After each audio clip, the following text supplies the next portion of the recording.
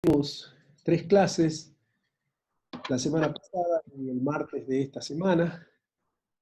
En esas 3 clases estuvimos viendo todo lo que tiene que ver con la organización de la hacienda pública y analizamos los conceptos de Estado, de hacienda pública, de administración pública.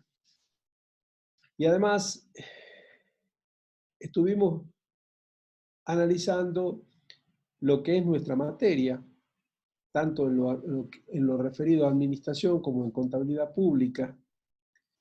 Y ahora nos toca terminar con la parte de organización, analizando lo que es la columna vertebral de la hacienda pública, por cuanto provee su financiamiento precisamente.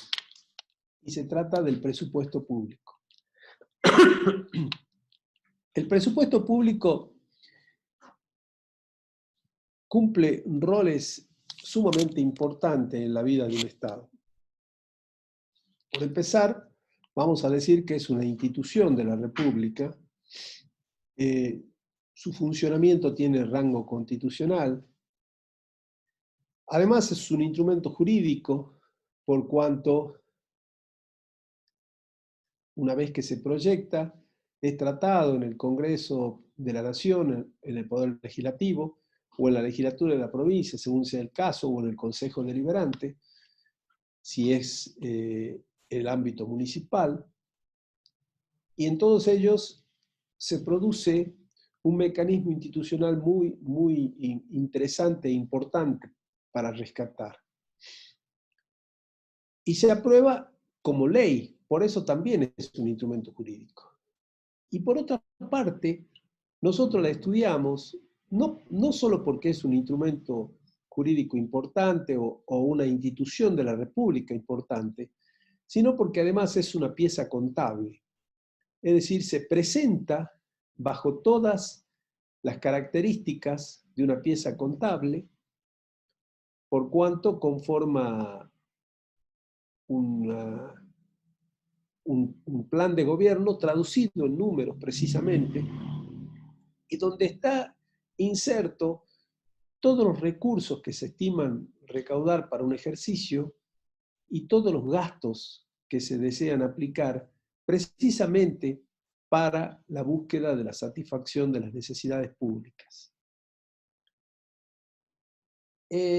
Dijimos que además es un instrumento esencial de la República o una herramienta importante inclusive de la política, porque se supone que como plan de gobierno traduce el pensamiento político de sus gobernantes, quienes le han dado prioridad a los gastos que ellos estiman más convenientes para resolver los problemas de la comunidad, y por ende se convierte en una herramienta importante de la política, teniendo en cuenta que la política, como ya lo mencionamos en una clase anterior, es la ciencia que resuelve los problemas de la comunidad o los problemas de la gente, o por lo menos estudia precisamente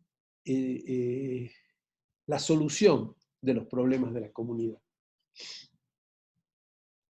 El presupuesto público fue concebido como un instituto de naturaleza política,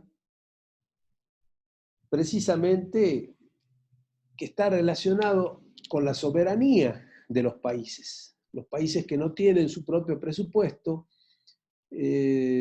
seguramente distan mucho de ser soberanos, precisamente. El presupuesto público, sin duda, le da ese cariz especial que implica para un país contar con recursos y con la aplicación de esos recursos definidos con un instrumento preventivo que se aplicará durante todo un ejercicio anual.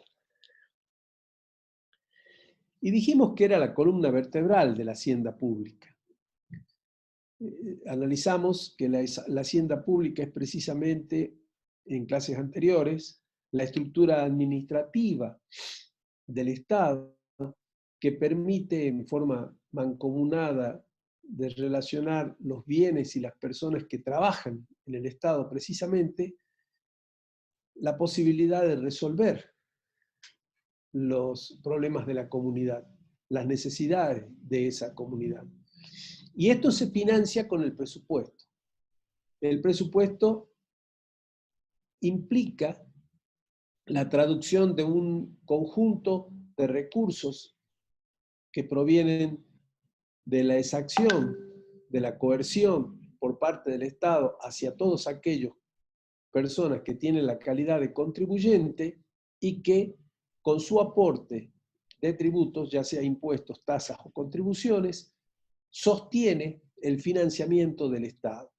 Y esos recursos se aplican, a su vez, en los diferentes tipos de gastos, en el pago al personal, en la adquisición de los insumos necesarios para la tarea de producción de bienes y servicios públicos que realiza el Estado, y de esa forma entonces le da, digamos, vida a esto que se denomina presupuesto. El presupuesto está compuesto de dos grandes rubros, recursos por un lado y gastos por el otro, presentados como dijimos, de las formas básicas contables, es decir, utilizando inclusive la partida doble, utilizando una presentación muy similar a la que nosotros conocemos en los balances, en los estados de situación patrimonial o estado de resultados, ¿no es cierto? Con dos columnas perfectamente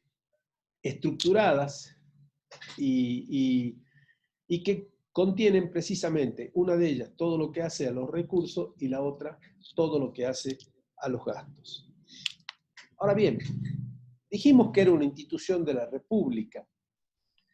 Y sí, su historia, la historia de los orígenes del presupuesto, sin duda, nos marca además buena parte de la historia de la evolución de la humanidad. Y la evolución de la humanidad vinculada precisamente a cómo se desarrolló la evolución social del hombre, cómo fue creciendo el hombre hasta encontrar el modelo de Estado. Durante la Edad Media fueron los primeros atisbos donde surgen algunos antecedentes vinculados al tema de presupuesto, donde existían lo que se denominaban las asambleas estamentales. En ese tiempo las sociedades estaban estructuradas en base a estamentos sociales, donde estaba una suerte de clase privilegiada, luego estaba como una especie de grueso de la población, donde estaban todas las clases más populares, para darle un nombre, digamos, más reconocido por nosotros en estos momentos. Y allí, en algún momento, esas clases más privilegiadas ponían de alguna forma énfasis hacia quienes conducían autoritaria y monárquicamente el Estado, que eran los señores feudales, que luego se fueron transformándose en monarcas, a partir de las monarquías que se fueron estructurando, sobre todo en los países de Europa, donde está el primigenio desarrollo del hombre, y se establecía, digamos, una suerte de autorización de ese estamento de clase privilegiada para que el monarca pudiera cobrar impuestos. Todo esto en función de los recursos, porque se pretendía de alguna manera poner freno, ¿no es cierto?, a los monarcas en la coacción o coerción de su imposición tributaria. En Inglaterra, justamente por ese tiempo, en 1215, hay una película que de alguna manera lo registra, todo esa parte de la historia mundial, universal. Al rey Juan Sin Tierra le hacen todo un planteo los señores varones de Inglaterra para también exigirle la necesidad de intervenir en cuáles eran los tributos que se iban a cobrar en ese estado. Pero en realidad el mayor desarrollo, sin duda, se dio en el siglo XVIII, cuando se empiezan a estructurar los estados como hoy lo conocemos, y las repúblicas fundamentalmente, cuando surge la Revolución Norteamericana en 1776 y la Revolución Francesa en 1789, que es cuando se establece el presupuesto como un mecanismo. Allí, además, acuérdense en que se dio, y esto lo hablábamos en clases anteriores, ¿no es cierto?, el hecho de que ya el soberano era el pueblo, es decir, quienes decidían y resolvían para la elección de sus propios representantes o gobernantes, y por esa razón entonces el presupuesto se convirtió en una suerte de instrumento de control que se establecía precisamente con la aprobación del pueblo como una suerte de autorización hacia el mandatario, hacia el gobernante de turno, para que éste ejecutara la aplicación de los fondos públicos. Y allí fue que empezó a adquirir su desarrollo hasta hoy, digamos. En Francia y en Estados Unidos fueron los dos países donde surgió inicialmente, donde se constituyeron las repúblicas, la república estructurada como hoy la conocemos, con los tres poderes, cuyo modelo se fue desarrollando en todo el mundo, incluido en nuestro país, a partir de 1853. Y esos primeros antecedentes que hubo del presupuesto en la República Argentina nos datan también de la época colonial, donde en nuestro país, en el viejo virreinato del Río de la Plata, se fueron haciendo ecos también de esta evolución y de desarrollo que se estaba dando en el mundo entero. En los antecedentes, como antecedentes, digamos, primeros antecedentes, podemos decir, que hubo en nuestro país fue en el propio 25 de mayo de 1810, donde el cabildo, como una suerte de poder legislativo, sin mayores representantes, simplemente con la presencia de todos aquellos que de alguna manera incidían en las decisiones de aquel entonces, que actuaba como poder legislativo, era el que autorizaba a la primera junta, aquella primera junta que estudiábamos en los grados, con Cornelio Saavedra, Mariano Moreno y Juan José Paso como principales autoridades, y que actuaba como una suerte de poder ejecutivo. Entonces el cabildo la autorizaba a la primera junta a la cobranza de impuestos y además a la aplicación de esos fondos a determinados tipos de gastos. Luego los antecedentes en las provincias argentinas durante la época de la anarquía se dio en todas las provincias, también se fue incursionando en la sanción de normas legales vinculadas al tema del presupuesto. Pero en la Nación, concretamente, en 1853, y en la primera constitución que establece, ¿no es cierto?, la institucionalización de nuestro país, ya se fijan reglas vinculadas al presupuesto, tomando como base aquel proyecto de constitución que había presentado Juan Bautista Alberdi, que seguía en gran parte de la Constitución norteamericana. Por ende, desde la primera constitución de nuestro país ya aparece el presupuesto, con un mecanismo bastante similar al que hoy tenemos, el que de alguna manera se fue luego puliendo, pero que ya era la base de que el proyecto lo estructuraba el Poder Ejecutivo, el Poder Legislativo era quien lo analizaba, lo trataba, lo aprobaba, lo sancionaba como ley, luego volvía al Poder Ejecutivo y el Poder Ejecutivo entonces contaba con esa herramienta para poder ejecutar durante todo un ejercicio anual, porque siempre se lo fijó como un presupuesto anual, con un ejercicio anual, que en nuestro país comienza el 1 de enero y termina el 31 de diciembre, y allí se aplicaban los fondos que se podían recaudar durante ese ejercicio.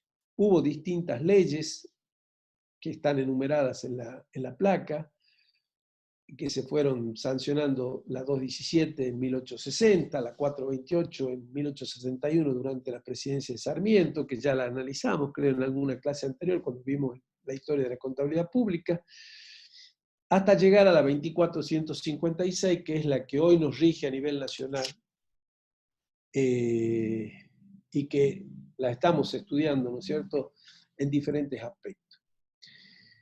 Pero vamos al punto de qué es lo que entendemos por presupuesto.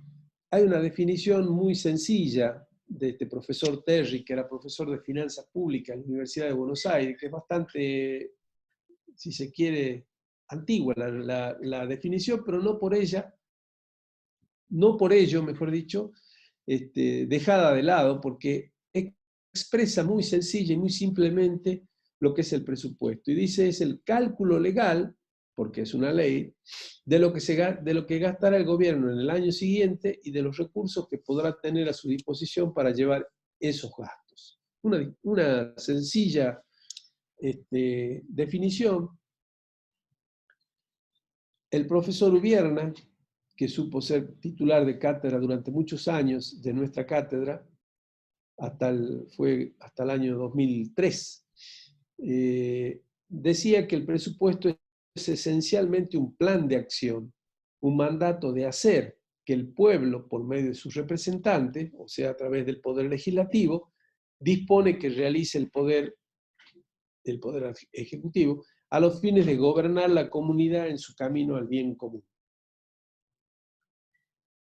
Y nosotros desde la cátedra entendemos que el presupuesto constituye una institución republicana, en primer lugar, una ley especial, en segundo lugar, donde se prevén los ingresos a recaudar y los gastos a realizar, al mismo tiempo que se autoriza la recaudación de dichos recursos y la realización de los gastos durante un periodo determinado. Por esta razón, entonces, se amalgaman dos funciones importantes, la previsión y la autorización.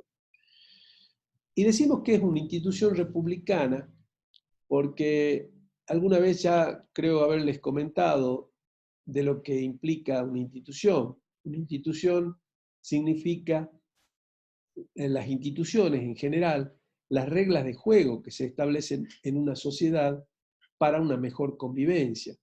Y todas las instituciones en general están establecidas en la Constitución, la norma máxima que regula el funcionamiento precisamente de nuestra sociedad.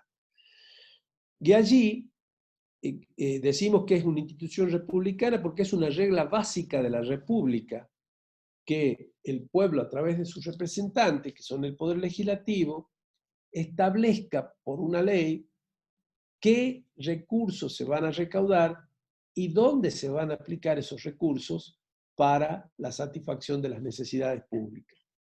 Por eso es una institución republicana y una ley especial. Pero además en esa ley se prevén ingresos a recaudar y gastos a realizar. Sí, perfecto.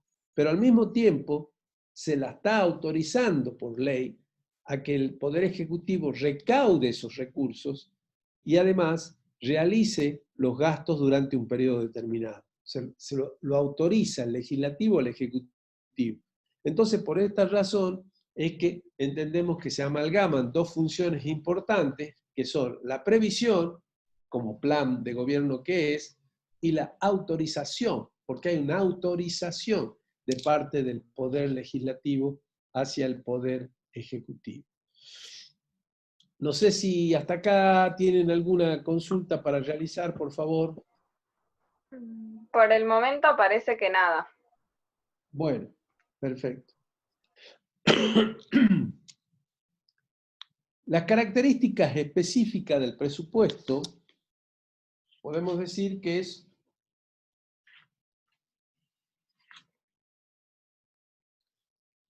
un acto administrativo o legislativo con fuerza de ley. Ya dijimos que es un acto administrativo que, que se establece para un ejercicio presupuestario que concuerda con el ejercicio anual, que comienza el 1 de enero y termina el 31 de diciembre, que es una autorización conferida por el Poder Legislativo para efectuar gastos por cuenta y cargo del Estado, ya lo dijimos también.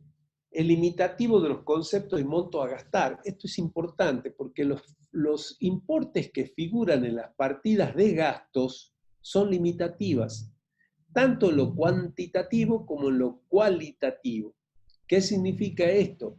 Que las cuentas puestas allí, por ejemplo, personal, por 1 millón de pesos, implica que esa plata de 1 millón de pesos es el límite, no se puede gastar más. Eso en lo cualitativo, en lo cuantitativo. Pero además, no se puede modificar la asignación de esa partida. Por lo tanto, el concepto es para personal 1 millón de pesos. Y ahí está lo cualitativo también en cuanto al límite que se establece para gastar.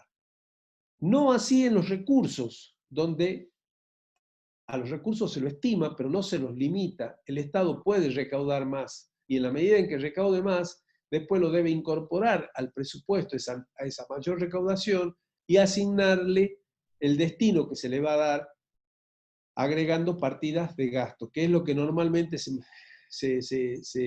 va modificando durante el ejercicio cuando la recaudación supera a lo que está estimado presupuestariamente.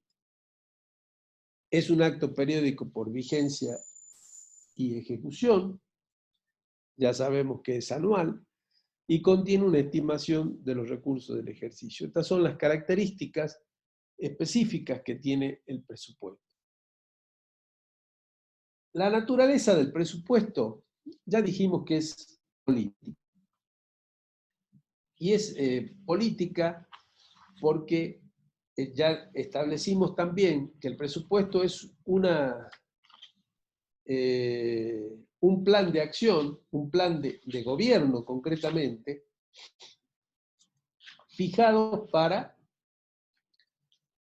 resolver los problemas de la gente. O sea, el fin de todo presupuesto es político. Además, es un plan de gobierno político, porque en general lo establece el gobierno a partir, ¿no es cierto?, de cuáles han sido sus propuestas de campaña, y se fija, se traduce numérica y cuantitativamente precisamente en el presupuesto, asignándole prioridades a lo que las autoridades políticas electas consideran que se le debe asignar precisamente.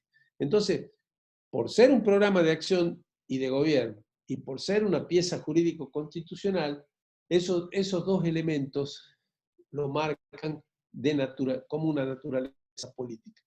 Independientemente de tener una naturaleza política, también dijimos que es una pieza jurídica constitucional y una pieza contable en cuanto a su presentación, en cuanto a su formulación, a su ejecución, y además de la forma en que se ejecuta y se presenta. Todo esto registrado precisamente en la contabilidad. Y esa es la razón por la cual nosotros lo estudiamos de la manera en que lo estudiamos, con la importancia que tiene para la contabilidad pública. Hay que reconocer que el presupuesto en la actividad privada no tiene la importancia fundamental que tiene en la actividad pública, justamente porque en la actividad pública se da todo este mecanismo institucional que hablábamos, republicano, donde, como es utilización de fondos públicos, se requiere precisamente de la autorización de quienes representan a la sociedad, al pueblo, concretamente. Las funciones que tiene el presupuesto, y bueno, determinar en cifras y por un periodo de tiempo la futura actividad del Estado, permitir el conocimiento y control por parte de la opinión pública y del Poder Legislativo de la futura actividad del Estado, evidenciar el cálculo económico de la actividad financiera del Estado y coordinar el plan económico del sector público con el plan económico general. ¿Y esto por qué? Porque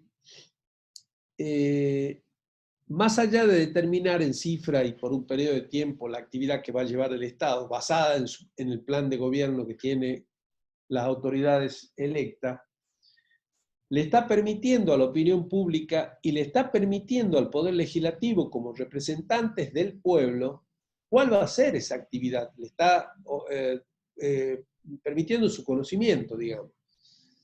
Y está, por otra parte, dijimos, evidenciando un cálculo económico de lo que va a ser la actividad financiera del Estado, es decir, de la recaudación de los fondos y de la aplicación de los fondos, precisamente.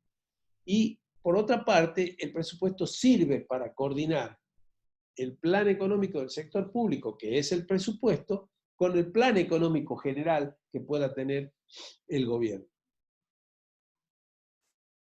En materia de gasto dijimos entonces que los gastos tienen el carácter limitativo e imperativo.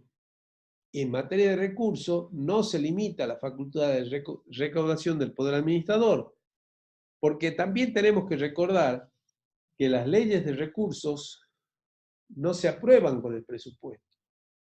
El impuesto a las ganancias, el impuesto al valor agregado a nivel nacional, o el impuesto a la actividad económica a nivel provincial, o el impuesto a las actividades varias, o tasa de actividades varias que tienen los municipios, son leyes que se sancionan en forma periódica y son permanentes. Lo que el presupuesto trasunta no es la aprobación de un impuesto, sino trasunta lo que se va a recaudar de ese impuesto ya aprobado por una ley anterior, lo que se va a recaudar durante un ejercicio. Entonces eso también tiene que quedar claro, que el presupuesto no es que aprueba los nuevos impuestos o los impuestos que en general se recaudan. No, lo que hace el presupuesto simplemente es estimar lo que se va a recaudar de impuestos, tasas o contribuciones que ya están aprobadas normativamente con anterioridad. A ver, creo que hay alguna consulta para hacer, Rosarito. No, no hay ninguna, contador, era de la clase nomás, de las grabaciones. Ah, bueno. ¿Está escuchándose bien? Sí, se escucha perfecto. Bueno, muy bien. Seguimos entonces. Si tienen alguna consulta, por favor, lo expresan en el chat sin ningún inconveniente y paramos la filmina si hacemos la respuesta a la consulta que ustedes tienen como pregunta. Los roles que tiene el presupuesto. El presupuesto tiene roles sumamente importantes. En primer lugar, podemos decir que es un instituto político y constitucional. Ya dijimos por qué es una institución o un instituto. Y es un acto de alta concepción política, dado que intervienen los tres poderes del Estado.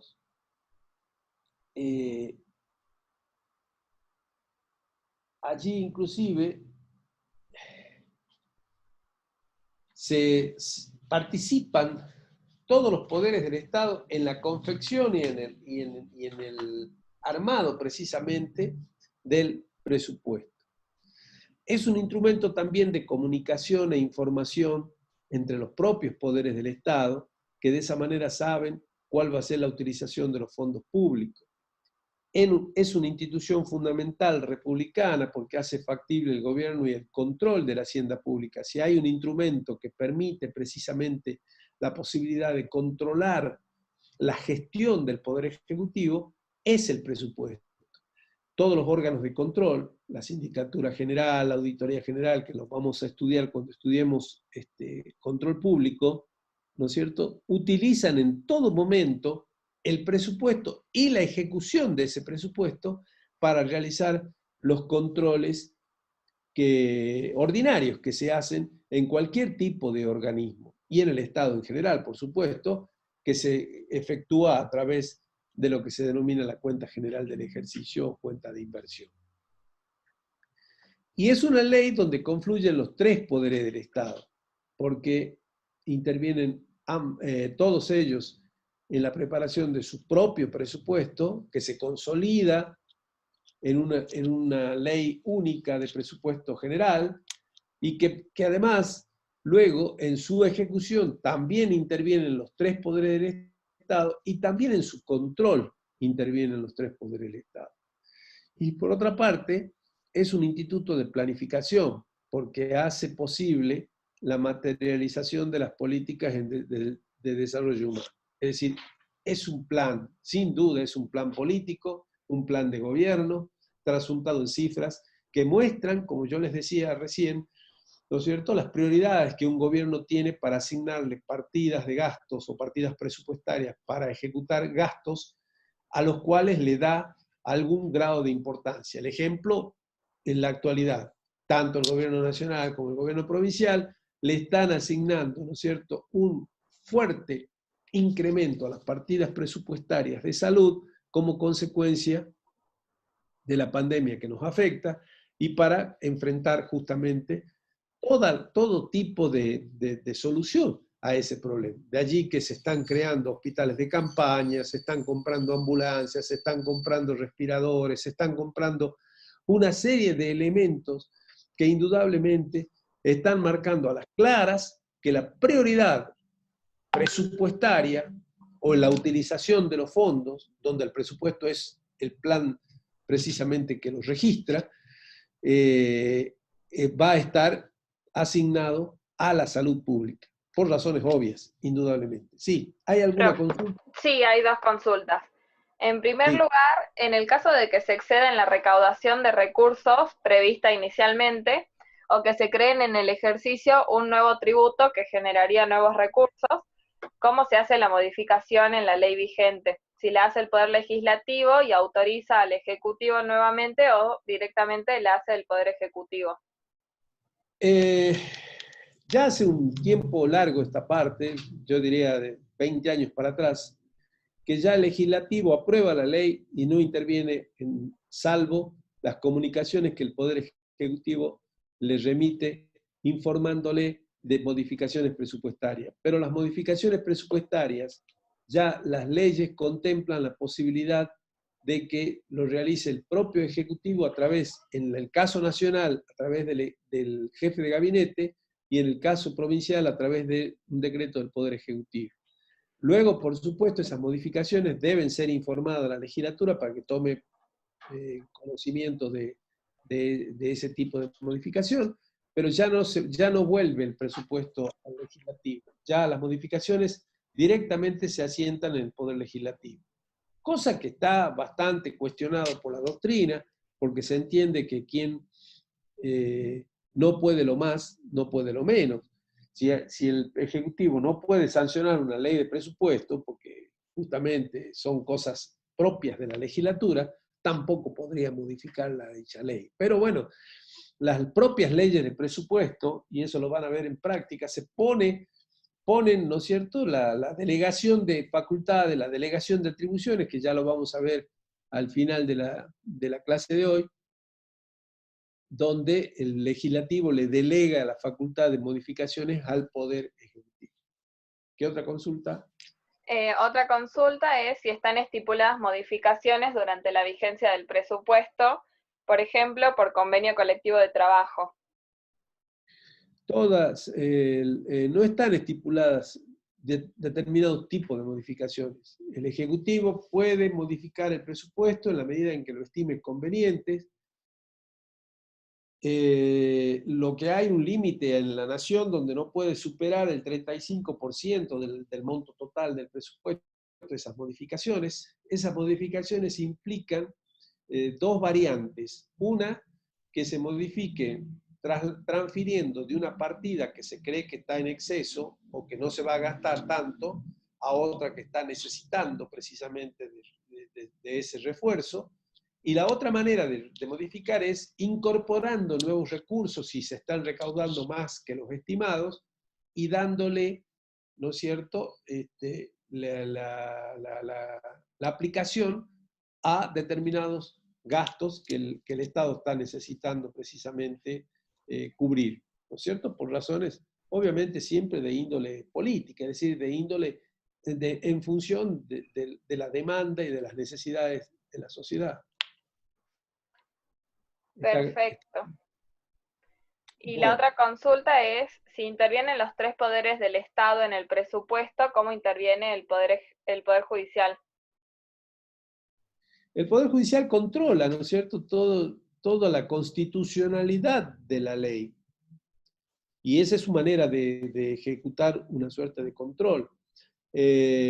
también participa en la proyección de su propio presupuesto que se consolida en el presupuesto general. El Poder Judicial trabaja y elabora y proyecta su propio presupuesto, Es decir, no se lo arma el Poder Ejecutivo. Cada poder estructura su propio presupuesto. Luego todo se consolida en el presupuesto general. Y en ese caso el Poder Judicial lo hace de oficio. ¿Cómo de oficio? No, la ley le da la facultad y atribución al Poder Judicial o a la Corte Suprema de aprobar su propio presupuesto. Perfecto. Otra pregunta es si podría repetir quién realiza las modificaciones y en qué caso se puede modificar el presupuesto. Las modificaciones se realizan por diferentes motivos. En general, porque, bueno, hay partidas presupuestarias que se quedan cortas. Supongamos que hemos decidido poner 100 millones para personal y resulta que se da un aumento salarial por la creciente inflación que necesita un refuerzo la partida de personal y, bueno, el Estado debe sacar partida de otro lado, que puede ser de obras públicas, disminuyendo la ejecución de obras ante una crisis que le provoca, ¿no es cierto?, el tener que dar aumentos salariales por necesidades elementales, quizás, o por problemas inclusive de paros o de levantamientos del personal por demanda de esos aumentos salariales.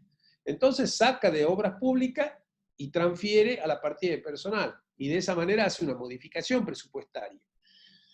De esas modificaciones, como les digo, eso se hace en general siempre a partir ya de mediados de año, donde se empieza a analizar cuáles son las partidas que van a tener problemas para llegar hasta fin de año y cuáles son aquellas que están de alguna manera un poco excedidas en la presupuestación como consecuencia de que no se está llevando adelante. Hay veces, hay obras que no se licitan a tiempo, se demora la licitación y tienen una partida presupuestaria importante. Entonces, bueno, de allí es donde se saca para reforzar las necesidades de las partidas de personal. Ya vamos a ver cuando veamos la clase de cómo funciona el presupuesto provincial, el sistema presupuestario provincial, cuando entremos ya en la parte de gestión, y vamos a ver que inclusive el presupuesto provincial prevé la posibilidad de una suerte de reserva que tengan todas las partidas, que son precisamente para realizar todas estas modificaciones presupuestarias que se ejecutan. No sé si está claro. Sí, sí, está claro. Otra pregunta es si en esta situación actual de la pandemia ya no se llevaría a cabo el presupuesto aprobado para este año. Bueno, esa es otra situación que yo se las iba a mencionar precisamente cuando veamos el tema de la prórroga. Este ejercicio 2020 no tenemos presupuesto del ejercicio, sino se ha prorrogado el presupuesto del ejercicio anterior. Y se ha prorrogado porque el gobierno asumió el 10 de diciembre, el proyecto ya estaba presentado en el Congreso de la Nación, el nacional, pero el gobierno entendió de que la forma en que estaba estructurado el presupuesto no condecía con su plan de gobierno, por cuanto había muchas partidas asignadas a pago de la deuda que el gobierno quería renegociar, no había partidas suficientes para resolver muchos problemas que la comunidad en ese momento tenía, que eran los aumentos fundamentalmente de los servicios públicos y determinadas situaciones de servicios que la gente estaba demandando y por lo cual yo creo que se hizo en gran parte el cambio de gobierno que se hizo. Y entonces el gobierno nacional decidió esperar hasta marzo, que tenía que renegociar la deuda, para elevar un proyecto a la legislatura a los fines de presentar un nuevo proyecto ya basado sobre la realidad y sobre los planes de gobierno que el propio gobierno, las propias autoridades electas y que habían asumido en diciembre tenían de diferencia con respecto al gobierno anterior. Bueno, todo esto ocasionó que no se sancionara el presupuesto nacional, y como las provincias y como los municipios dependen en gran parte de la cifra de coparticipación que el presupuesto nacional establece, y al no haber un presupuesto nacional, esto terminó arrastrando la prórroga de los presupuestos provinciales y de los presupuestos municipales por igual razón, es decir, por no contar con información clara y precisa de cuáles son los recursos que iban a recibir en concepto de coparticipación de la nación. Siempre esto es necesario, es decir, primero se aprueba el presupuesto nacional y luego se aprueban los provinciales y municipales, precisamente porque hay una fuerte dependencia financiera de los fondos de coparticipación que la nación le da a las provincias y le da a los municipios, y la provincia a su vez le da a los municipios. Sí. ¿Está claro? Sí. La siguiente pregunta es con respecto al límite del 35% de modificaciones. ¿Ese límite también es para los recursos que sobrepasaron lo estimado o solamente se aplica para la creación? No, ese límite es simplemente para modificaciones presupuestarias. Pero les aclaro que el gobierno nacional anterior, el que terminó el 10 de diciembre del 2019, no lo respetaba del todo, ¿no? Se pasó en varios ejercicios. O sea, allí hay una suerte de límite, pero no cumplido muy estrictamente. De todas formas, el límite está establecido para las modificaciones presupuestarias que están dadas en los gastos que calculados dentro del presupuesto. No sé si queda claro.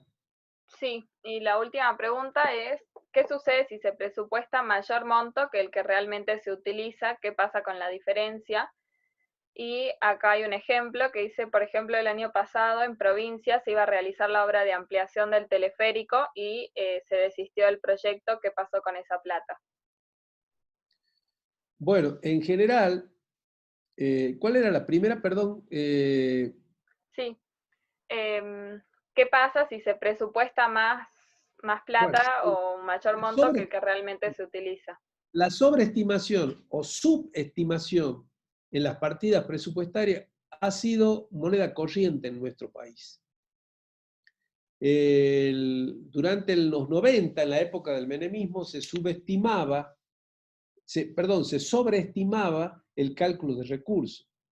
Se ponía, supongamos, que se iba a recaudar 1.000 millones de pesos y en realidad todo indicaba que la cantidad de recursos que se iban a recaudar no superaba, supongamos, los 700 y 800. Y era simplemente para posibilitar que el presupuesto de gasto también llegara a 1.000 y hubiera más gastos para realizar. Al final, todo eso, ¿qué terminaba?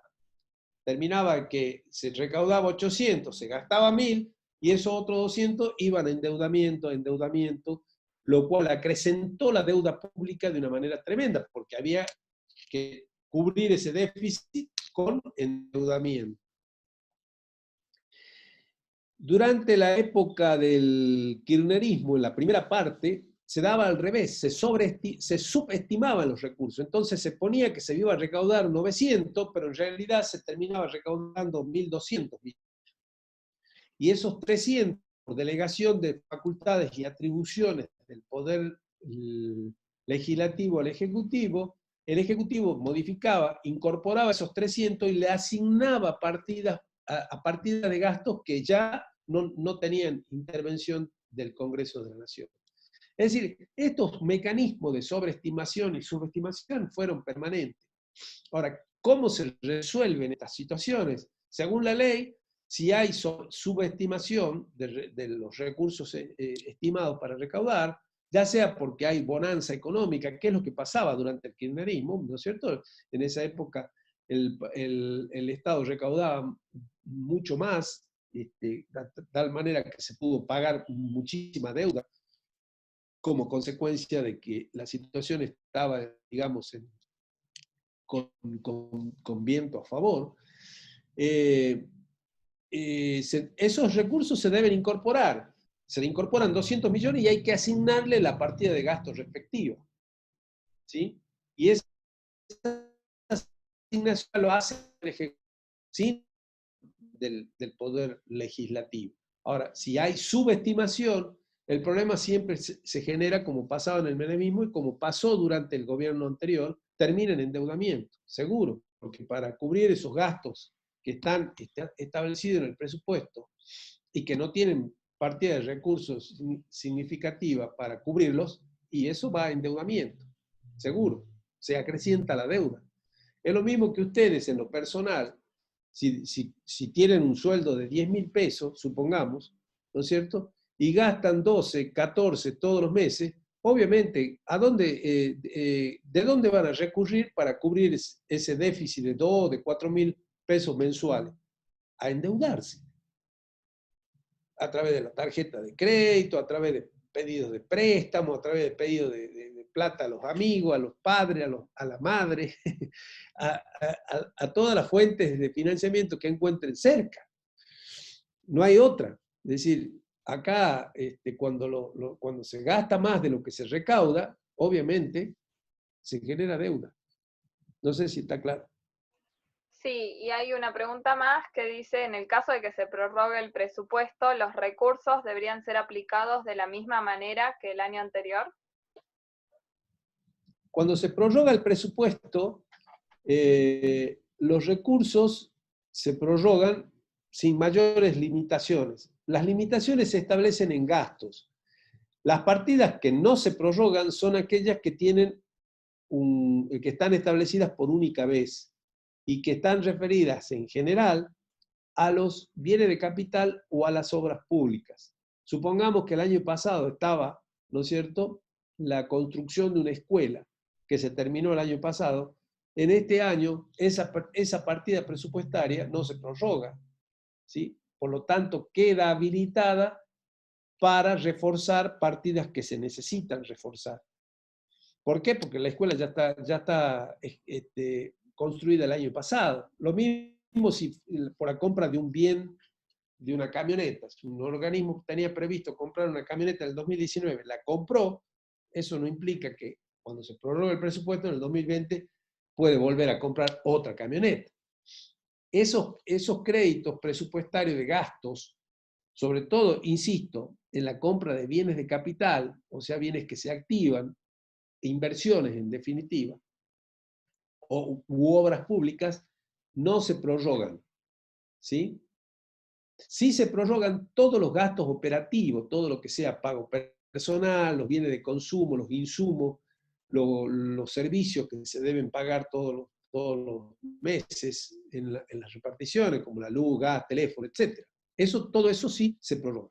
Lo que tiene limitaciones en la prórroga son las compras de bienes capital, que son por única vez, y la ejecución de obras que también, ¿no es cierto?, son por única vez.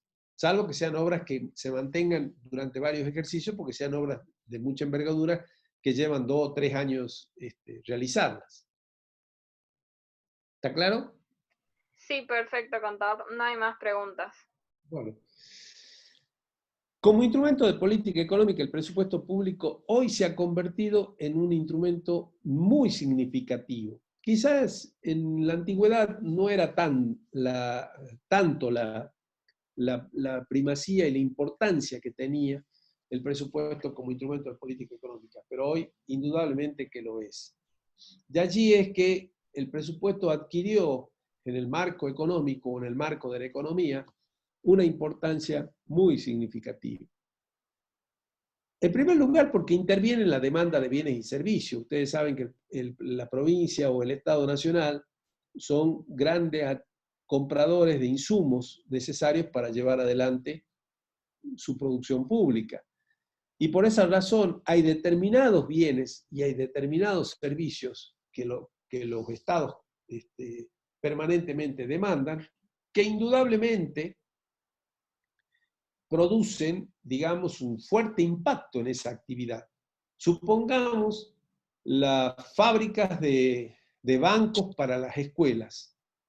el gran comprador, el gran demandador de esos productos, ¿quién es? El Estado. Entonces, cuando el Estado no compra, y, ese rubro, esa actividad industrial y comercial se resiente muy significativamente, bastante, como hoy seguramente está resentida como consecuencia de que no hay clase y no hay demanda por parte del Estado de bancos o mesas o pupitres o escritorios para las distintas escuelas. Lo mismo sucede, ¿no es cierto?, con los medicamentos que para los programas de salud y para los funcionamientos de los hospitales, el Estado es un gran demandante y un gran comprador. Por lo tanto, digamos, su influencia en la economía, concretamente, de muchos, de la producción de muchos bienes que en general el Estado demanda, obviamente lo pone como un elemento primordial como instrumento de política económica, porque todo eso se establece precisamente en el presupuesto público. Interviene en la redistribución de la riqueza, y vaya si no lo hace. El Estado es un gran redistribuidor de la riqueza. ¿Qué significa redistribuir la riqueza? Cobrar a los que más tienen y asignarle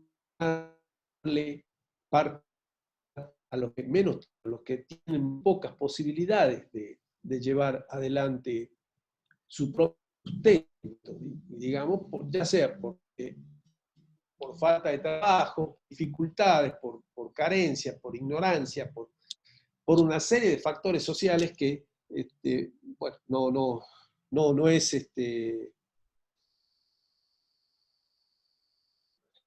pero esa distribución de la riqueza, fíjense en este momento donde el Estado se está haciendo cargo inclusive del pago de una retribución a todos los monotributistas como consecuencia de que no pueden trabajar, o de la parte de los sueldos de muchas de las empresas, de las pequeñas y medianas empresas, justamente porque está parada la economía, obviamente está provocando toda una redistribución, porque ¿de dónde está sacando esos fondos? De aquellos que abonan impuestos. Y por eso es que hoy está impulsando, ¿no es cierto?, lo que seguramente ustedes han escuchado en los medios, un impuesto a la riqueza, es decir, aquellos que más tienen, aquellos millonarios que constan de un patrimonio superior a los 3 millones de dólares, creo que va a salir el proyecto, que paguen una retribución especial para posibilitar que el Estado entonces de esa forma pueda asignarle fondos a aquellos que menos tienen, que tienen pocas posibilidades de trabajar, máxime en una situación de parálisis económica y social como la que tenemos como consecuencia de la cuarentena. Sí, hay una consulta, parece. Sí, si está bien la redistribución de la riqueza como actualmente se está realizando. Miren, yo no soy no tengo las facultades como para hacer un análisis de esa manera, es un tema muy largo. Yo creo que la redistribución de la riqueza en este y en cualquier país del mundo se debe realizar, se debe hacer. Ahora, en cualquier país del mundo funciona la redistribución de la riqueza. De hecho, Alemania, Italia, España, todos los países lo realizan. Posiblemente el que no lo efectúe de esa manera sea Estados Unidos, que hace muy poca redistribución de la riqueza. Ellos son mucho más individualistas, no son tan colectivos ni tan solidarios como podemos ser los latinos. Pero en los países europeos funciona. A tal punto que en Alemania, acá muchas veces escucho en los medios que se quejan porque el Estado subsidia el transporte. En Alemania el ferrocarril y el transporte público está subsidiado por el Estado. Porque de esa manera entonces las empresas le cobran un menor valor a la gente que sale a trabajar y que utiliza el medio público y que en general es gente de escasos recursos. Trabajadores que obviamente no tienen vehículo propio, no pueden adquirirlo porque sus recursos son limitados. Entonces, ¿qué hace el Estado? Subsidia el transporte público para posibilitar de que la gente que de escasos recursos que utiliza el transporte público, ¿no es cierto?, lo tenga más accesible. Y de alguna manera esto, bueno, sucede también acá en la provincia de Salta. De hecho, los estudiantes universitarios, ¿no es cierto?, están subsidiados. Precisamente ¿para qué? Para que sea menos costoso estudiar para ustedes. Entonces yo creo que la redistribución de la riqueza es muy necesaria, sobre todo en un capitalismo tan exacerbado como el que hoy tenemos, donde cada vez vemos mayor diferencia entre los que más tienen y en los que menos tienen. El otro día leía precisamente un artículo que decía que algo así como los 80 multimillonarios del mundo tienen más patrimonio que 80 países. Entonces, el capitalismo exacerbado que tenemos desde hace 30, 40 años atrás ha provocado un distanciamiento tan grande entre ricos y pobres que si el Estado no interviene para medianamente producir una redistribución de esa riqueza, entonces, ¿para qué está el Estado? Se supone que es el rol fundamental que cumple el Estado. Sí. ¿Y cómo podría ser el pueblo, por ejemplo, para evitar que se aumente tanto el sueldo de determinados sectores como diputados, jueces, senadores? Miren, yo creo que de eso hay mucha propaganda en los medios de comunicación. Yo no comparto ese criterio. No sé hasta dónde pueden ser tanto los sueldos que pueden tener hoy por hoy los políticos. Lo que sí sé es que hay gente que durante los últimos años ha ganado muchísima plata en el país. Hay gente que tiene millones de dólares en el exterior depositados en bancos, que son buena parte de los estudios que están saliendo a la luz ahora por parte de la FIP, mucha plata en el exterior, y que en general no la ha hecho trabajando tampoco. Eso yo creo que es mucha propaganda de los medios, que en gran parte defienden a sus propios intereses económicos, porque ellos están afectados también con la posibilidad de tener que pagar impuestos a la riqueza. Pero esa gente la hizo especulando financieramente. Los especuladores financieros son los que más han ganado en los últimos años en nuestro país, no la gente que trabaja precisamente, no la gente que produce, la gente que comercializa, que industrializa productos en nuestro país. Acá hay multimillonarios que ganaron la plata con la especulación financiera y comprándole bonos al Estado y usufructuando de los intereses que el Estado viene pagando desde hace tanto tiempo y que hoy se quiere parar de alguna manera, justamente con esta propuesta o renegociación que se está intentando hacer. Yo en ese sentido creo que hay que ser muy precavido con esa campaña que sobre todo Clarín y América largan, porque ellos son muy interesados en defender sus propios intereses económicos. ¿Por qué? Porque son tenedores de bonos públicos, porque todos sus propietarios se han enriquecido de una manera tremenda de la forma en que han monopolizado buena parte de los medios de comunicación. Y entonces, por esa razón, ¿no es cierto?, atacan a los sueldos de los políticos. Yo no sé si puede ser que haya sueldos muy exacerbados. Creo que los de la Corte Suprema sí, son muy grandes y creo que ellos mismos se han fijado, ¿no es cierto?, una disminución, creo, alrededor de un 15, un 20%, leí el otro día, que se han puesto como límite, digamos, se descuentan para aportarlos precisamente para esta causa de la salud que se está instrumentando. Pero los otros sueldos, sí, posiblemente por el nivel, pero no creo que sean tan, no pasa por allí el ajuste del país. Acá concretamente hay 3.000 ricos en la Argentina que tienen una riqueza, un patrimonio, pero muy superior, supera ampliamente los 30 millones de dólares. Multipliquen por 1.000. Es el patrimonio de mucha gente. En un país donde hay 55% de pobreza y en un país donde hay un 15 o 20% directamente de gente que no puede ni siquiera acceder a una comida diaria. Ojo con el tema. Ojo, estamos en un país muy empobrecido. Y muchas veces se habla de que no quieren trabajar. ¿Dónde hay trabajo? Ustedes que tienen un título y que están en la universidad, ¿consiguen trabajo?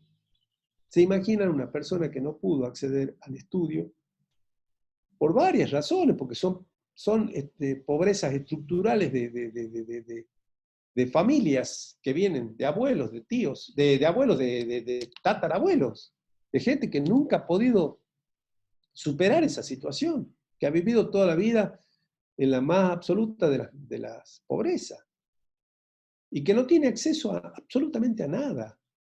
Chicos, en eso creo que tenemos que reflexionar respecto a lo que sucede y lo que está pasando en nuestro país. No entremos en el discurso fácil de lo que nos meten por la televisión, porque ellos están defendiendo sus propios intereses económicos.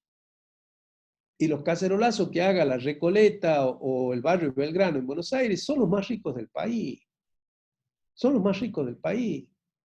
Quien conoce Buenos Aires sabe de lo que yo le estoy hablando y sabe perfectamente que allí está la plata del país. No tiene nada que ver con la situación nuestra, con la situación inclusive de los propios salteños, porque acá no hay gente de tanta riqueza, pero en Buenos Aires es impresionante, impresionante la gente cómo vive y en la situación de diferencia social, pero atroz que hay respecto al resto del país. Así que hay que analizarlo con mucho detenimiento, no comerse mucho los discursos de los medios de comunicación, ellos defienden sus propios intereses. Y los periodistas que sirven a esos intereses, obviamente, porque, bueno, son en definitiva pagados por esa gente. En definitiva, ellos cumplen un rol de defensa de intereses que en muchos casos no son propios, son de sus patrones, en definitiva. Sí. Sí, algunos de los comentarios que le hicieron es que sí, que se fomenta el pensamiento de que el trabajo tiene que dártelo a alguien y no de crear la propia fuente de trabajo, que es complicado conseguir trabajo y es algo repetitivo en años. Coincido y comparto plenamente con lo expuesto, con la redistribución de la riqueza expuesta. Totalmente de acuerdo, muchos de los que tildan de vagos a los pobres son personas que nunca tuvieron que levantarse a buscar un trabajo, por ahí porque heredaron todo lo que tienen, que coincido con usted, totalmente de acuerdo. Y Bueno, ahí, si en Salta hay mucha pobreza, gente durmiendo abajo de puentes o durmiendo en el suelo es muy feo. Y también había una pregunta de si dentro del presupuesto pueden existir partidas susceptibles de corrupción. ¿Cómo? Partidas. Que sean susceptibles de corrupción. No, bueno, la corrupción se da en el marco de, no es el presupuesto el elemento que establece la corrupción, simplemente allí se establece qué es lo que se va a recaudar y qué es lo que se va a gastar. Ahora, si se lo gasta de otra manera, que no es precisamente para la partida que está asignada, sí estamos en presencia de actos de corrupción. Si se distribuye plata que no es legal, estamos en acto de corrupción, pero no es precisamente a través del presupuesto, sino por una desviación total de lo que se establece precisamente en el presupuesto, ¿no es cierto? Y por la falta de controles en muchos casos. Sí, la Argentina tiene muchos problemas, no solamente la pobreza que hablábamos, no solamente la indigencia que hablábamos, sino también los problemas de la corrupción, que ya lo vamos a hablar cuando nos toque hablar del control público. Y una Sí, última pregunta, dice, ¿por qué sí. en un país capitalista como Estados Unidos, que es individualista, tiene un índice menor de pobreza que los países que hacen mayor redistribución de los ingresos? ¿Un índice de qué? Un índice de pobreza menor. Bueno, hay varias razones allí. Primero porque Estados Unidos es un país mucho más rico que el resto de los países. ¿Por qué? Porque, bueno, es casi un continente. Casi todo el continente norteamericano lo es el país. Es un país de 400 millones de habitantes, 10 veces más habitantes que la Argentina, que además ha tenido un desarrollo industrial y productivo inigualable, que la pone como primera potencia, y que buena parte de su riqueza se extrae de los otros países, convengamos. Pero eso es largo para hablar, ¿no? Eso en una de esas lo podemos charlar presencialmente, pero es largo. Estados Unidos siempre ha sido un país que ha explotado muchísimo al resto de los países, de ahí que se habla del imperio norteamericano, ¿verdad? Pero no vayan a creer que no hay pobreza en Estados Unidos. Si no, fíjense en las fotos que muestran la gente que duerme en la calle en Estados Unidos. No vayan a pensar que hay pobreza, que no hay pobreza en Estados Unidos. Hay muchísima pobreza. Y es más, ayer leía un artículo donde una doctora en Nueva York afirmaba, ¿no es cierto?, de que le costaba asimilar la cantidad de muertos de raza negra y de origen hispano que tuvo Nueva York, porque lo dejaban morir directamente. Como no tenían posibilidades económicas de cubrirse los gastos, y allí no hay obras sociales como acá, no hay un sistema de seguridad social como acá. Ustedes saben que eso tiene un sistema muy individualista, donde el que tiene salud el que la paga. No hay un sistema solidario como existe en la Argentina, que yo siempre digo, nosotros tenemos que cuidar mucho esos valores que tenemos acá, esos valores de solidaridad social, de sistema de seguridad social de las jubilaciones y demás, porque eso no lo tienen todos los países. Y acá en muchos casos, ¿no es cierto?, se lo critica y se lo ataca, y esos son para mí valores importantísimos de nuestro país, que no se los rescata precisamente porque, bueno, porque se genera un discurso sumamente exacerbado del individualismo, donde se supone que acá nosotros debemos también actuar como actúan en el país del norte, donde el individualismo, la meritocracia y que tenga más plata el que se la consigue trabajando o produciendo. Y acá hay otra cultura muy diferente. Por empezar, que somos mucho más solidarios y tenemos sistemas de seguridad que no lo tienen ellos.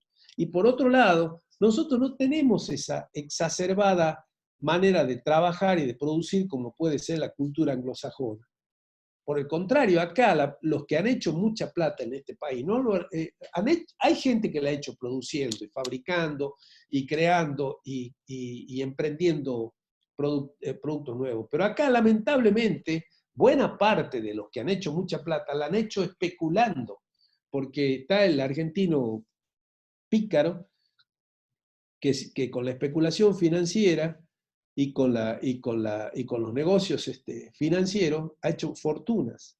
Y hoy por hoy les puedo asegurar que los especuladores financieros, los que han vivido inclusive de los contactos políticos también, porque esto también hay que decirlo, son los que más fortunas han hecho en los últimos años. No precisamente los grandes industriales o productores del campo, no. Son los grandes especuladores con contactos políticos y que han utilizado todo eso para hacer fortunas inmensas en nuestro país.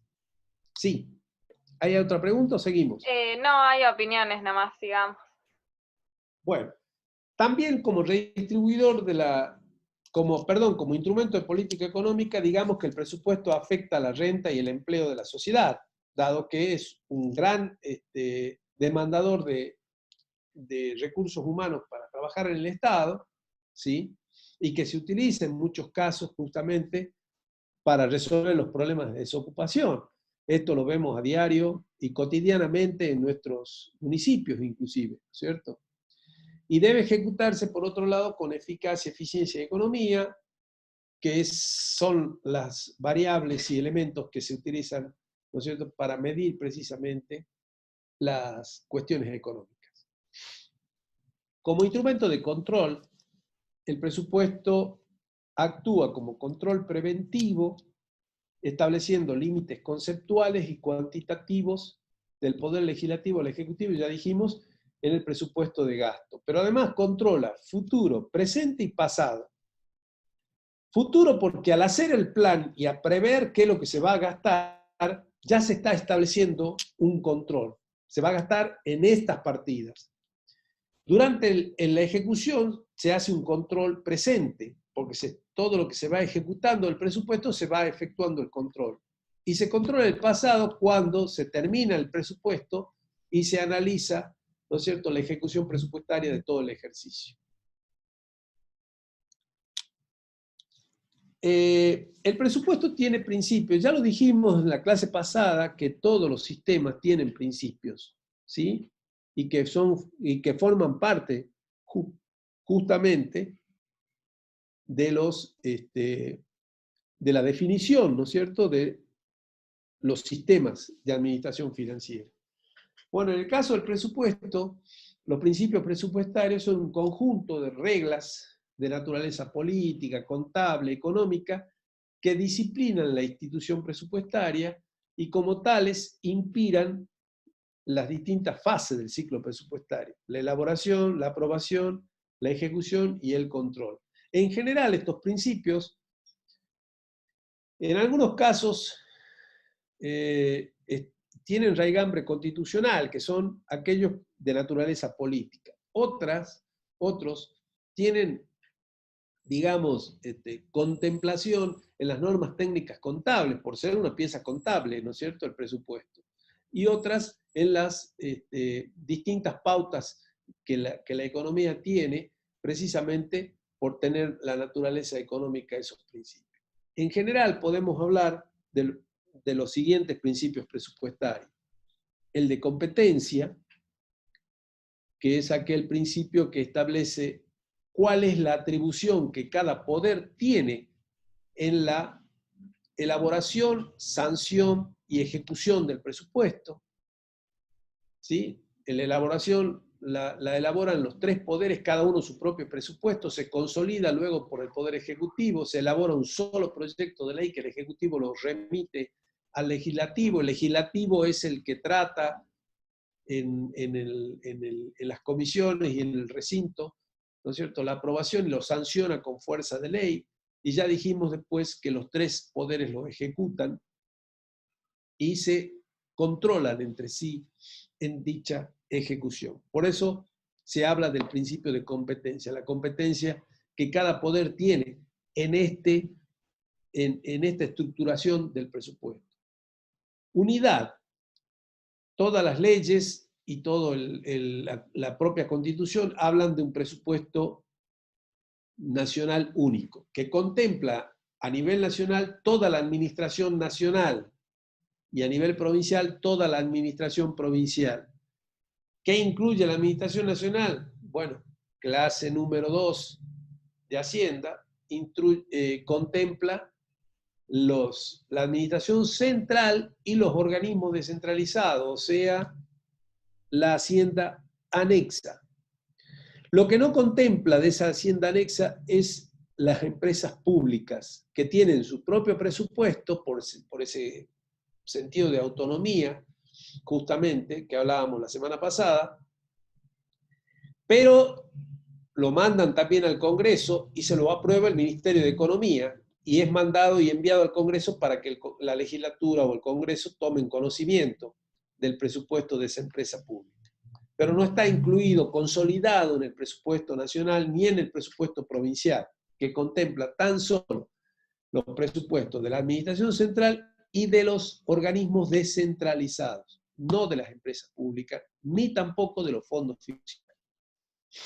Universalidad, porque se supone que allí debe estar todo el universo de gasto y todo el universo de recursos que comprende a la administración nacional o a la administración provincial.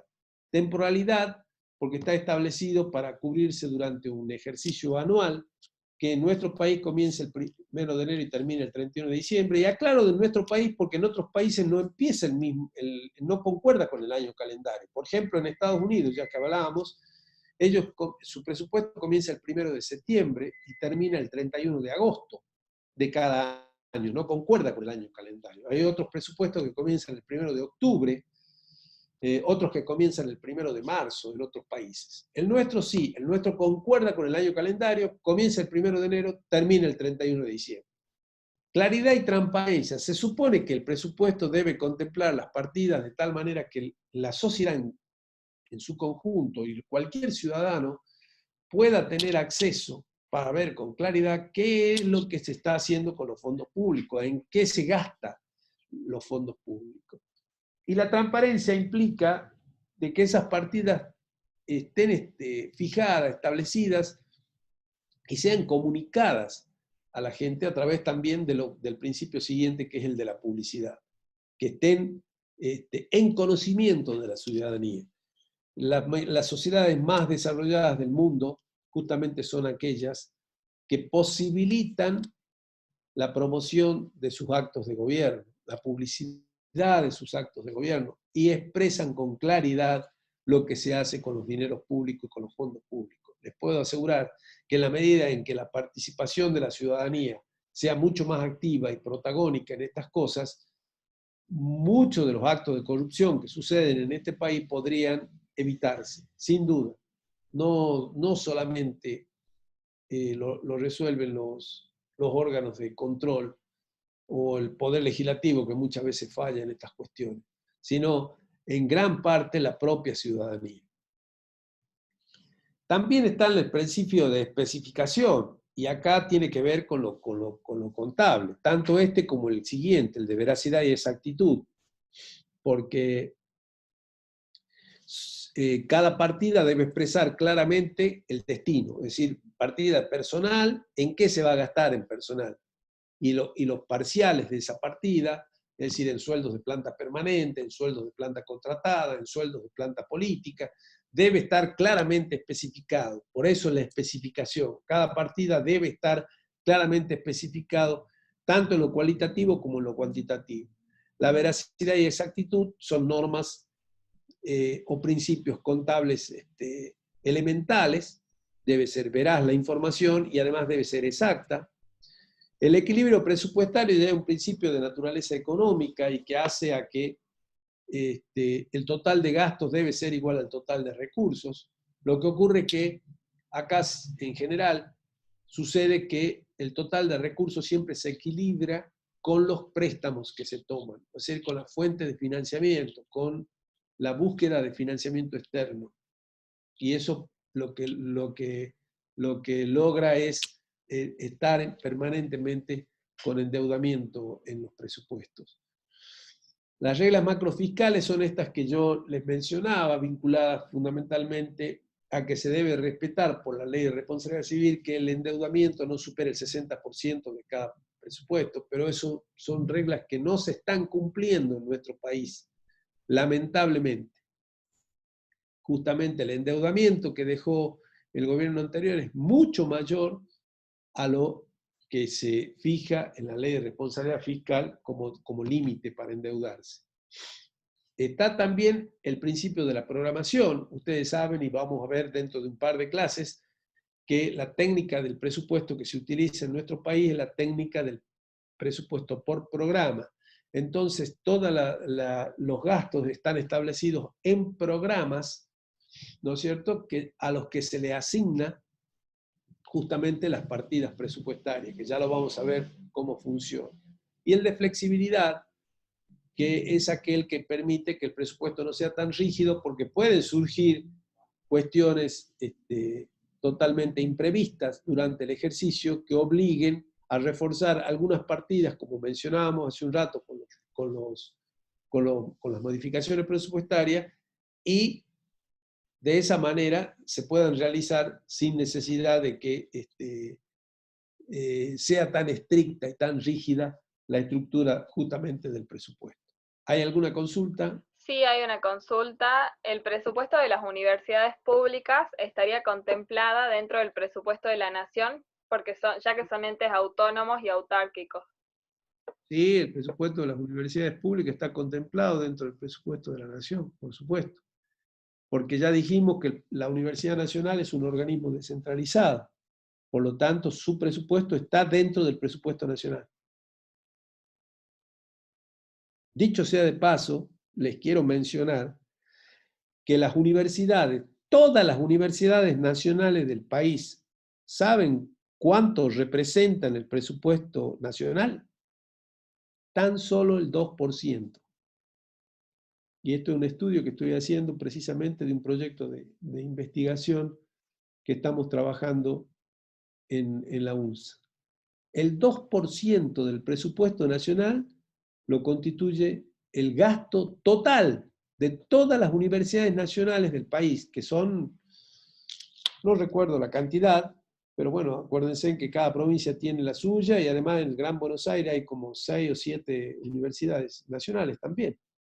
Y están las universidades tecnológicas que también funcionan en ciudades como Tucumán, como Mendoza, como Santa Fe. Todo ello representa tan solo el 2%. ¿Y sabe cuánto se gasta en sueldos en el total del presupuesto nacional? El sueldo, por eso yo le decía que era muy relativo el tema del gasto en sueldos de todo el personal, porque de todo el personal, incluidos legisladores, jueces, todo lo que es Poder Judicial, todo lo que es Poder Legislativo y todo lo que es Poder Ejecutivo, más organismos descentralizados, el 12%. Tan solo el 12% del presupuesto representan los sueldos de todo el personal estatal de la nación. ¿Y saben cuánto se paga de deuda en ese presupuesto? En estos momentos, entre intereses y capital, lo que estaba contemplado en el presupuesto que había dejado el gobierno anterior, el 55%. Entonces, ¿dónde estamos? ¿Dónde tenemos que ajustar? ¿Dónde está el desequilibrio de los fondos públicos en nuestro país? En el pago de la deuda. ¿Y quiénes se beneficiaron con el pago de la deuda? Todos los tenedores de bono y empréstito. Y ahí está la plata grande del país, chicos. No se dejen confundir con los medios. Y yo a esto se los puedo, el día que podamos tener una clase presencial, yo a ese estudio se lo puedo dar en una charla especial a todos ustedes para que ustedes conozcan en detalle lo que sucede con los fondos públicos. Y yo tengo un estudio hecho desde hace 10 años, con lo cual podemos analizar el presupuesto desde el 2010 para acá y ver de qué forma se ha venido asignando el presupuesto. Es decir, acá la gran distribución, la muy mala distribución, las grandes partidas están para la deuda. El 55% de los fondos del presupuesto van para deuda entre capital e intereses. Tan solo el 12% se gasta. Por eso es que yo digo, puede ser que haya algunos sueldos extravagantes que deberán ser ajustados. No voy a decir que no. Pero acá, digamos, el problema del presupuesto de la nación está en el tema de la deuda, concretamente. Y en las transferencias, por otro lado, porque 55 tenemos para la deuda, y tenemos algo así como entre un 15 y un 20% de transferencias que se hacen. Transferencias que precisamente antes estaban muy asignadas a fondos públicos, es decir, a provincias, a través de programas y demás, y que en los últimos tiempos se hacían a los sectores privados, justamente a través de grandes subsidios que se entregaron a universidades privadas, a consorcios privados, a organizaciones no gubernamentales privadas, donde había toda una redistribución de la riqueza en función de intereses sociales y económicos muy ligados al poder. Lamentablemente, esto pasó, y esto lo podemos ver en cifras, se lo voy a mostrar cuando tengamos una clase presencial. Sí. Bueno, si la idea es no devolver el dinero prestado y si la culpa la tiene el que pide prestado o el que presta. Y acá las culpas son compartidas. Lo que ocurre es que en nuestro país el endeudamiento comenzó en el proceso militar en el año 76. El famoso gobierno de la dictadura que tantas muertes provocó y tantos problemas generó para el país, trajo el endeudamiento. Hasta allí el endeudamiento era mínimo en el país, era insignificante. Pasamos de deber 2.900 millones de dólares en el año 76 a 38.000 millones de dólares en el año 83, cuando subió Alfonsín y el gobierno militar le dejó el gobierno. Guerra de las Malvinas incluida, donde se gastó un dineral y todo con préstamos del exterior. Y allí se empezó a tornar ya bastante dificultosa la deuda, porque todos los gobiernos democráticos que sucedieron, incluido el de Alfonsín, que tuvo muchos problemas precisamente por la deuda, y después tuvo problemas económicos bastante graves, precisamente por el endeudamiento que le dejó el gobierno militar, todos los gobiernos democráticos tuvieron que heredar un endeudamiento de esa característica. Y no les cabía otra porque las necesidades de la comunidad eran cada vez mayores, los requerimientos de la comunidad eran cada vez mayores, y no había otra forma que buscar renegociar la deuda y nuevo endeudamiento para poder cubrir sobre todo las inversiones en infraestructura, que obviamente el Estado argentino no daba para resolverlo. Porque bueno, acá, convengamos, también hay una muy mala imposición en nuestro país. Es decir, acá el grueso de los impuestos son impuestos a los consumos, que lo pagamos entre todos, pero nunca hubo un impuesto a la riqueza como en otros países. En Alemania, en España, en Italia hay un impuesto a la riqueza muy importante, que se recauda muchísimo, que se la cobran precisamente a los ricos del país, que es lo que se quiere imponer en este momento acá en la Argentina. Y esto nunca pasó en la Argentina. Entonces, vivimos de los impuestos del consumo, del IVA concretamente, muy poco impuesto a las ganancias, muy poco impuesto a los bienes personales, porcentualmente respecto a lo que se recauda, y todo está vinculado al tema del consumo, y el consumo tiene sus variantes, porque se recauda en la medida en que la actividad económica es buena, pero con la depresión que hubo en los últimos tiempos, donde se cortó el crédito, donde las tarjetas no funcionaban, ¿no es cierto? Bueno, obviamente repercutió, ¿no es cierto?, en la recaudación, y el Estado entonces empezó a tener a valores constantes menos recaudación que los años anteriores. Pero el gasto seguía igual, porque la estructura de la gente, las inversiones y demás que se requerían, y bueno, el endeudamiento siguió su curso. Sí. Una última pregunta: si el endeudamiento es facultad exclusiva del Poder Legislativo, es decir, el Poder Ejecutivo no puede decidir unilateralmente por acceder a endeudamiento. El endeudamiento por Constitución está establecido como facultad y atribución exclusiva del Poder Legislativo.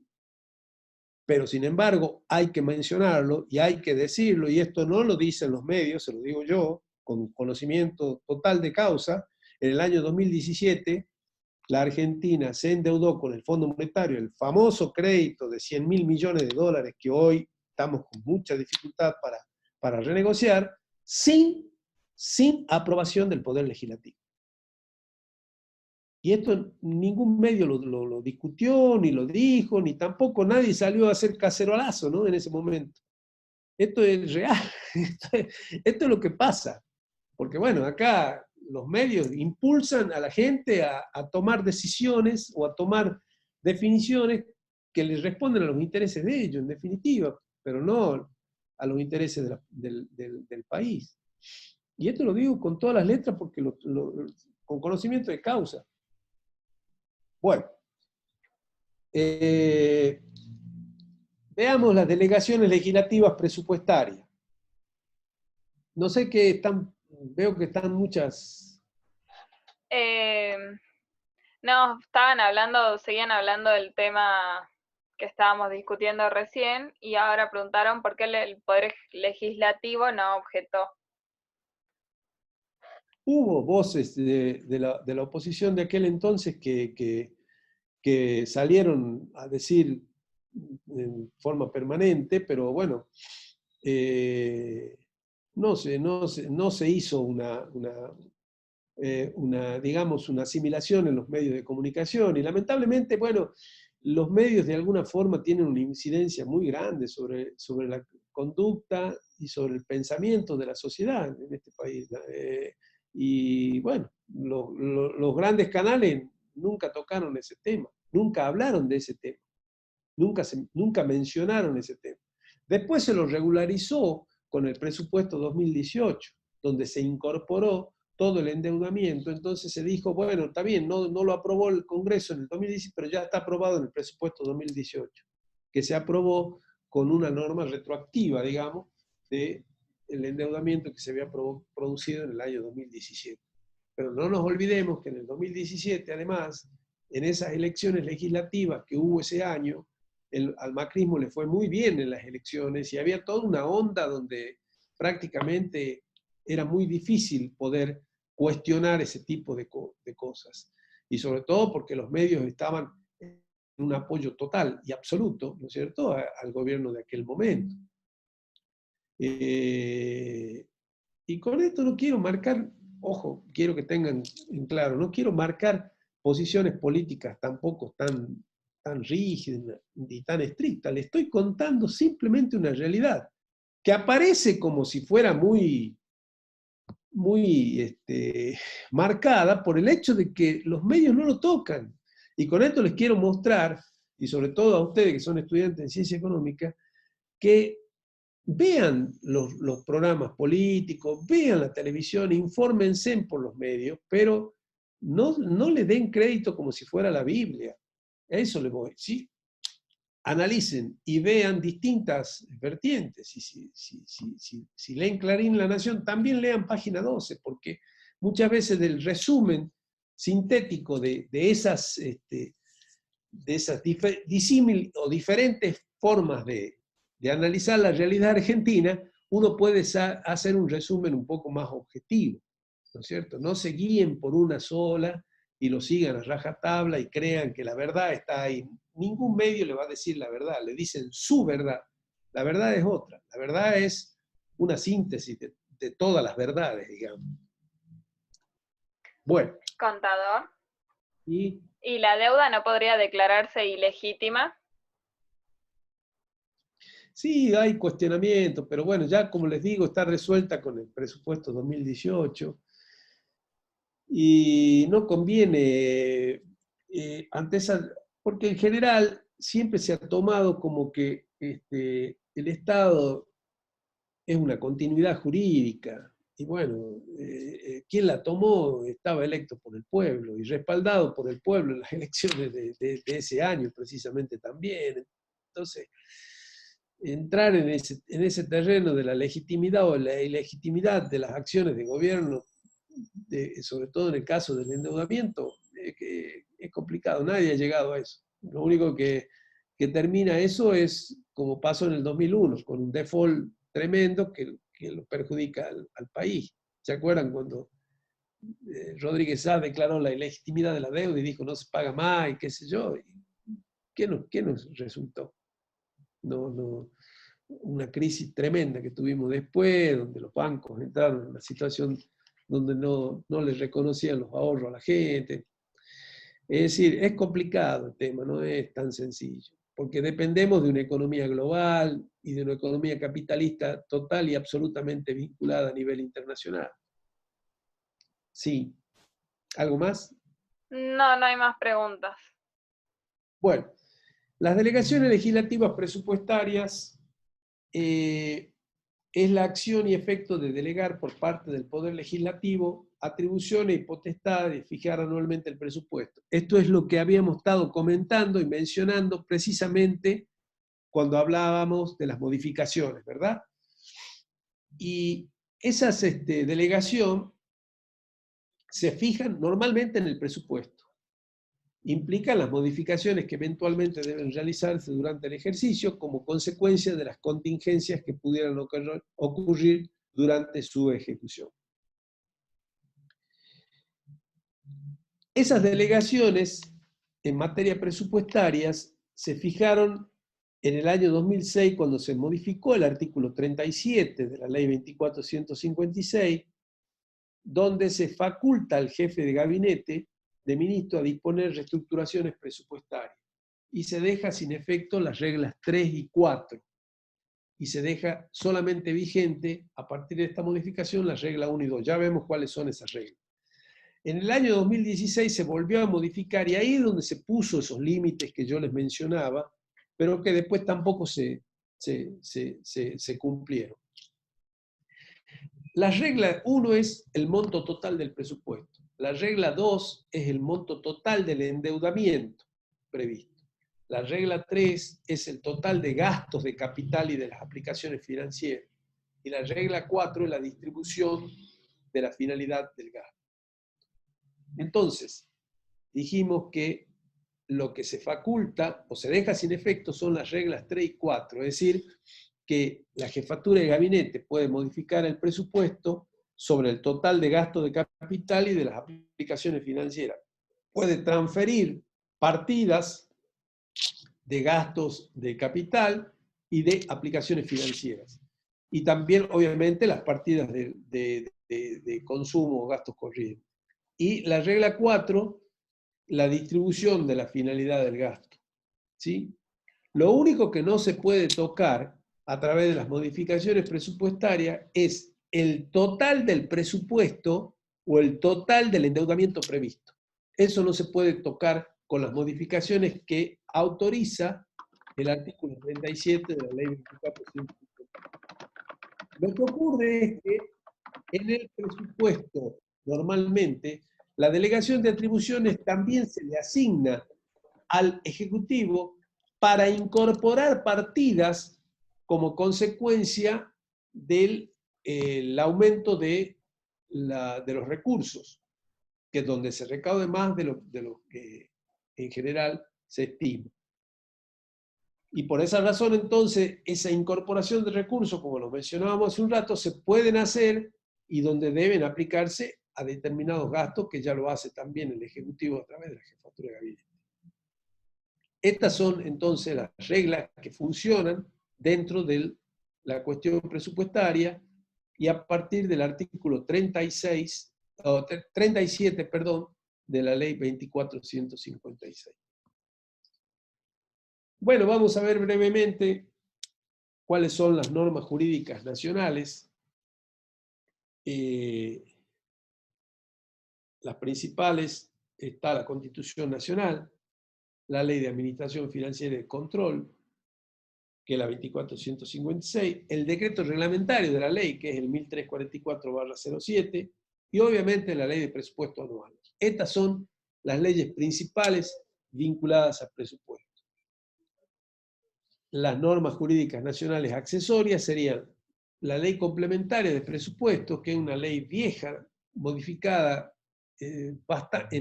bastantes veces, inclusive una última modificación de esa ley es muy reciente, y que complementa a las leyes de presupuesto, dándole de alguna manera interpretación a ciertos tipos de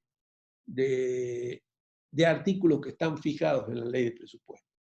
Están las decisiones administrativas de distribución de las leyes, que ya vamos a ver cuando veamos el proceso a qué se refiere, que es un paso previo a la ejecución y posterior a la aprobación del presupuesto. Y está la resolución de aprobación de cuotas que trata sobre el tema de la programación presupuestaria, que también lo vamos a analizar cuando veamos ejecución del presupuesto. Y después las leyes complementarias. Hay una ley de inversión pública, normas sobre personal del Estado, normas de contratación y de bienes del Estado, la ley de ministerio, las leyes tributarias y el régimen federal de responsabilidad fiscal, que son leyes que de alguna manera complementan o cubren determinados aspectos vinculados al tema de presupuesto. A nivel provincial también tenemos normas principales, que es la Constitución Provincial, la Ley de Contabilidad, la Ley de Presupuesto Anual y el Decreto 374/13 que aprueba la clasificación institucional o la distribución analítica de partidas por parte del Poder Ejecutivo. Y están las normas complementarias que están sobre personal del Estado, sobre contratación y bienes, de ministerio, las leyes tributarias y el régimen federal de responsabilidad fiscal. Esto entonces sería el compendio normativo vinculado a presupuesto tanto en nación como en provincia. ¿Sí? ¿Hay alguna consulta, Rosarito? Hay una pregunta referida al tema de la deuda también. En primer lugar, si se muestra que fueron aplicados los recursos que se obtienen a través del endeudamiento y si se muestra la cantidad de deuda necesaria a pedir para poder cumplir con el presupuesto.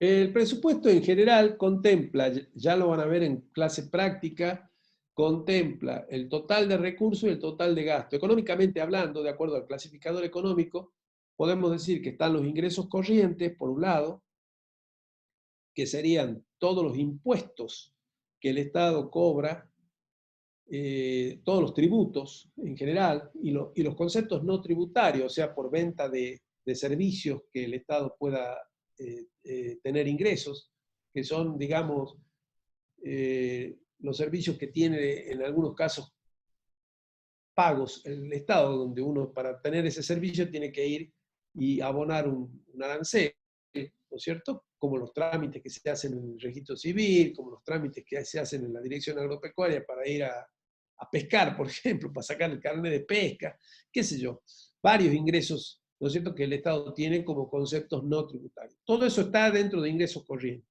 Están los ingresos de capital, que son aquellos que se generan como consecuencia de la venta de bienes que el Estado realiza, y están, por otro lado, las fuentes financieras, es decir, lo que se consigue a través de préstamos, de empréstito, de la emisión de bonos, que es el endeudamiento concreto. Y por otro lado están los gastos corrientes, que son todos los gastos operativos, de consumo, de servicio, de pago de personal. Están los gastos de capital, que son todas las inversiones que se hacen, la adquisición de bienes de capital y las obras públicas que se ejecutan.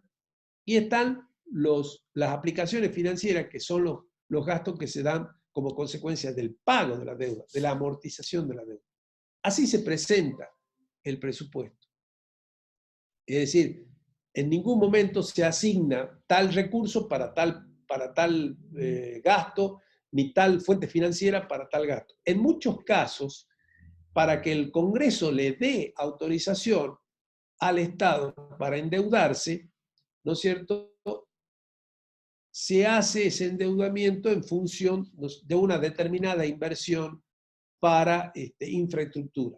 Supongamos la provincia de Salta en su momento, cuando hizo la famosa circunvalación, ¿no es cierto?, que fueron varias obras de autopistas que todavía hoy están pendientes algunas, como ser el nudo norte que sale de Castañares hasta la ruta 34,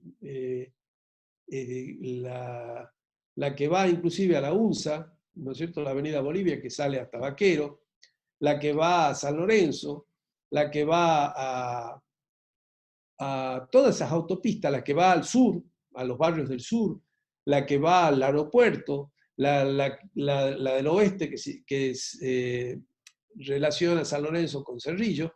Todas esas autopistas se hicieron a través de un préstamo que se obtuvo en el Banco Mundial, ¿sí?, porque era una inversión muy significativa. Entonces la legislatura lo aprobó al préstamo en función de que estaba destinado para hacer esas obras, concretamente.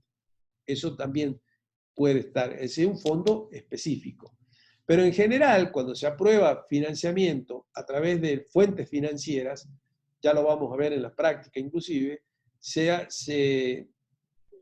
hace para cubrir las necesidades de financiamiento como consecuencia de la diferencia que hay entre gastos y recursos. Es decir, que los gastos superan los recursos y esa necesidad de financiamiento hace que pidamos préstamos para cubrir, y es para el total de gastos en general.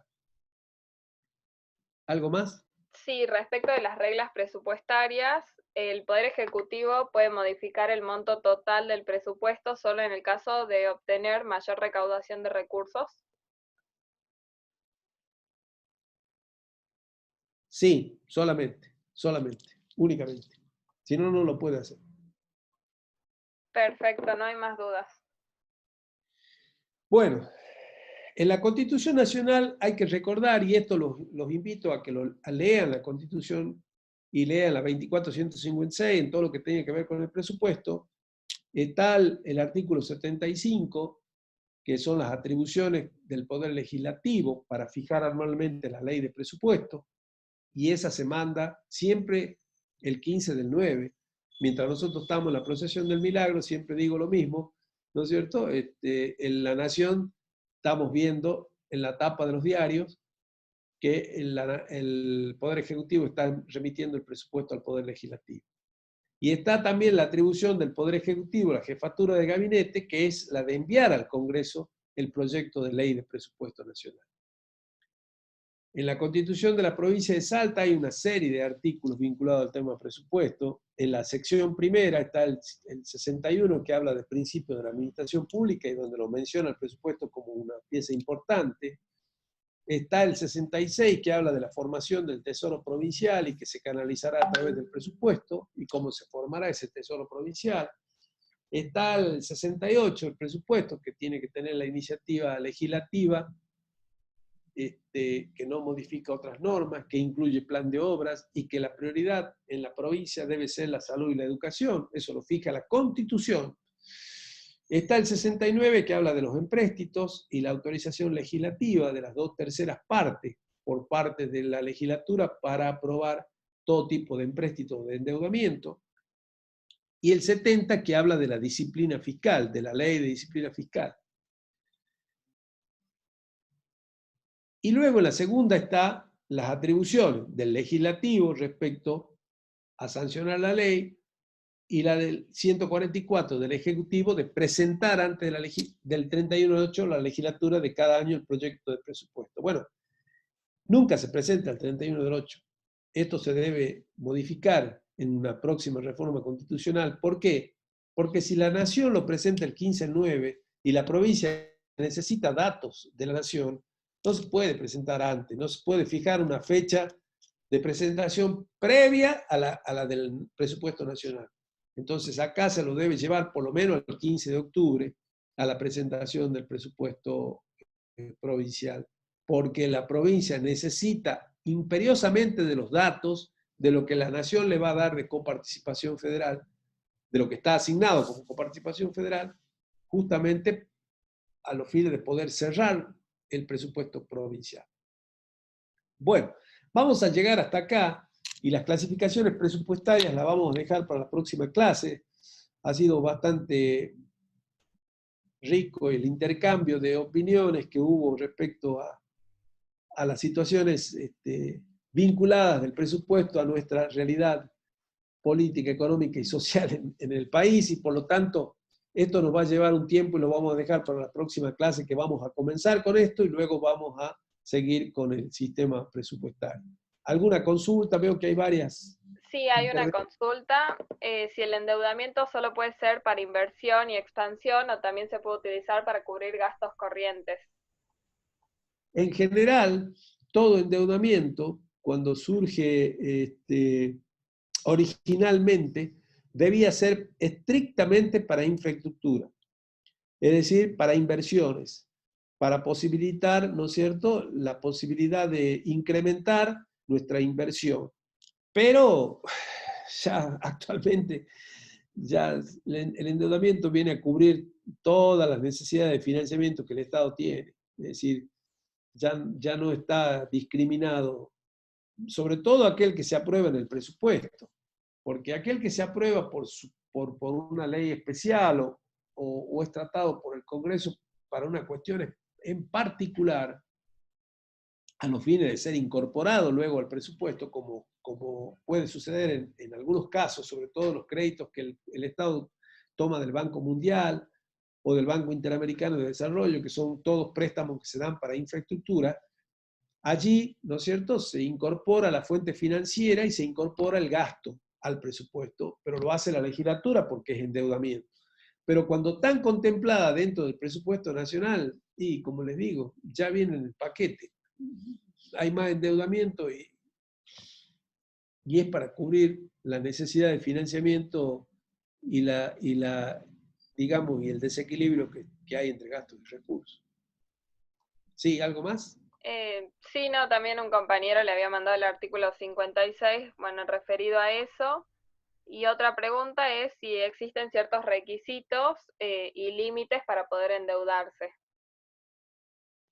Sí, eso lo vamos a ver en la próxima clase cuando veamos la ley de responsabilidad fiscal, que vamos a ver inclusive las limitaciones en ese sentido y cuáles son las pautas que en ese caso tiene el Estado para, ya que les interesa evidentemente ese tema, les voy a preparar en la clase, además de ver los clasificadores presupuestarios, un comentario sobre la ley de responsabilidad fiscal, precisamente para que analicemos ese tema.